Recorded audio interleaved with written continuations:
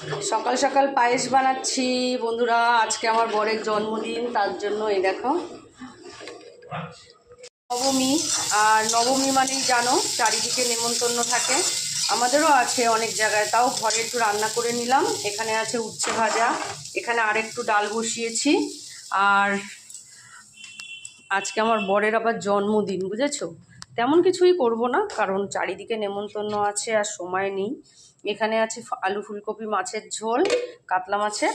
এখানে আছে চুনো মাছ আলু বেগুন দিয়ে একটা চচ্চড়ি। আর সকালে তো টিফিনে ডাল আলু সেদ্ধ করেছিলাম, সেটা একটু পড়ে আছে, আর একটু ডাল বসিয়েছি। আর বিশেষ কিছু এখন রান্না করার টাইম নেই। আর এখানে একটু পায়েস করে রেখেছি আমার বরের জন্য, দেখা যাক কখন আসে আর কখন খায়। চলো, সবাইকে শুভ দুপুরের শুভেচ্ছা আর শুভ নবমীর অনেক অনেক ভালোবাসা রইল। শুভ নবমীর অনেক অনেক ভালোবাসা রইল সবাইকে। সবাই খুব আনন্দ করো, মজা করো। আজকের দিনটাই আছে মা আমাদের কাছে। চলো টাটা, আমি রান্নাবান্না কমপ্লিট করে নিই, তারপরে আবার মনে হচ্ছে বোন বারবার ফোন করছিল, যেতে হবে। দেখা যাক কি করা যায়।